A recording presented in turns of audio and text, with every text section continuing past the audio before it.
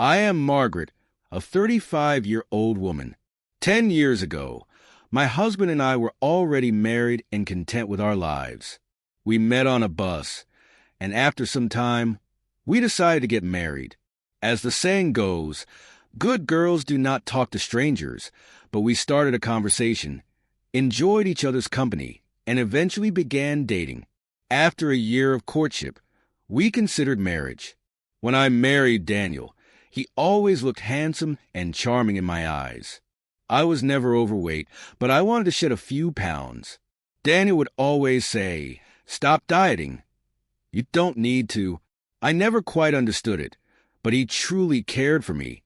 Daniel was an honest man. He didn't bring me flowers every day, nor did he often serve me coffee in bed. The one time he did, I accidentally spilled it on my dress and told him never to do it again. Daniel was my partner, or at least, he treated me like one. He worked every day and called me at noon to say, "Margaret, wear warm clothes. It's cold today." We had 2 sons, and Daniel instilled in them a deep respect for me. He started as a builder, became a manager, and later opened his own company. We built a house on the outskirts of the city. Daniel asked me not to work and to take care of the home and garden. Flowers bloomed, fruits ripened, and vegetables flourished. Our boys grew up, got married, and we were blessed with a granddaughter named Olivia, whom Daniel adored. One afternoon, our eldest son mentioned that he would bring Olivia to visit us. But Daniel unexpectedly said, "I can't. I have work this weekend." I was taken aback. Turning to him, I asked, "Why can't you come back in the evening?" Daniel hesitated and replied, "Maybe I'll be staying at my father's place." His response made me uneasy. The next day, I went to his office but couldn't find him. "He's not here," the security guard informed me. Then, I overheard the guard's wife whisper, "Poor woman." Everyone knew except her. A chill ran through me. I called Daniel and said, "We need to talk." One day, Daniel came home and I confronted him. "Do you have another woman?" He looked me in the eye and said, "Yes." My heart sank. I asked, "Are you leaving, or should I?" He replied, "I will leave." He wanted time to pack his things. That same day, he walked out and my world crumbled. I cried in solitude. My sons visited, embraced me, and listened to my pain. I told them, "Your father left me, but he is still your father. Respect him." Days passed, and sadness consumed me. Nights were dreadful. I could barely sleep. I lost weight and hadn't smiled in ages. One day, my friend Eleanor visited and said, "Margaret, come with me." She took me to a children's hospital. I saw children battling cancer, so ill yet still smiling. Their mother sat beside them, providing care. Eleanor turned to me and said, "Margaret, look at these women. They are facing real struggles. Your problems are small in comparison." Something changed in me that day. I began helping these children find sponsorships for their treatments. Through helping them, I found happiness again. Slowly, my smiles returned. 10 years passed.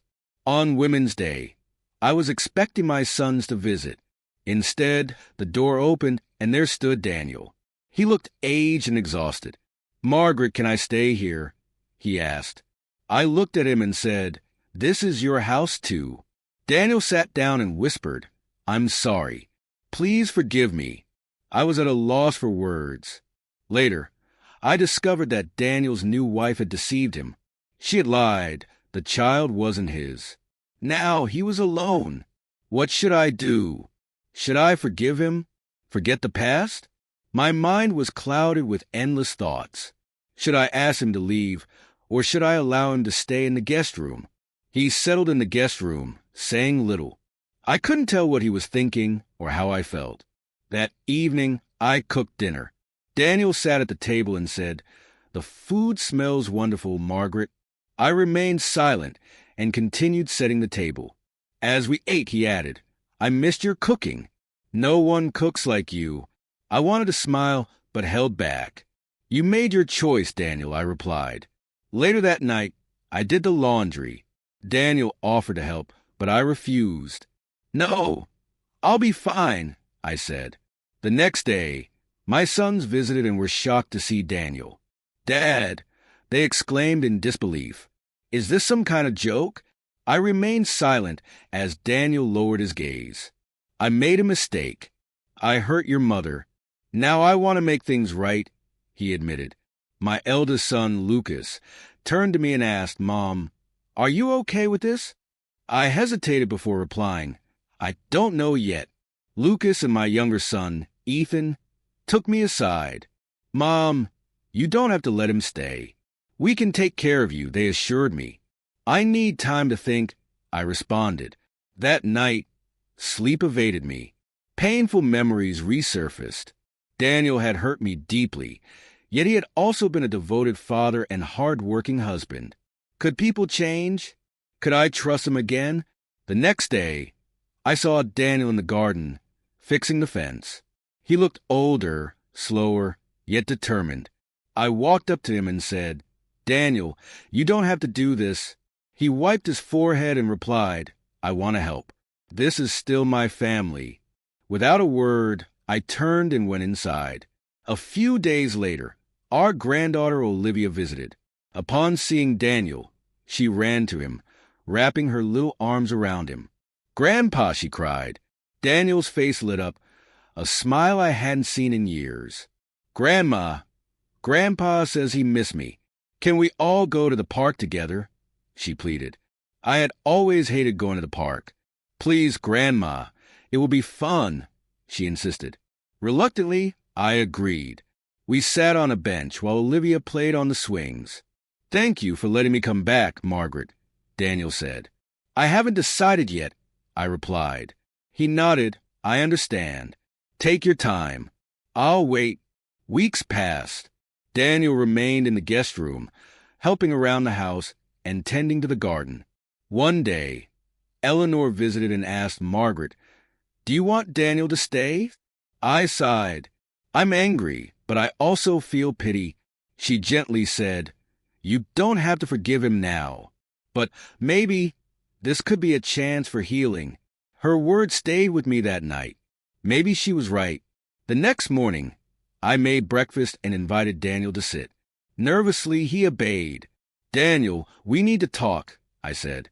He looked anxious. I took a deep breath and continued. I don't know if I can forgive you, but I want to try. Tears welled up in his eyes. Thank you, Margaret. I'll do whatever it takes to make things right, he promised.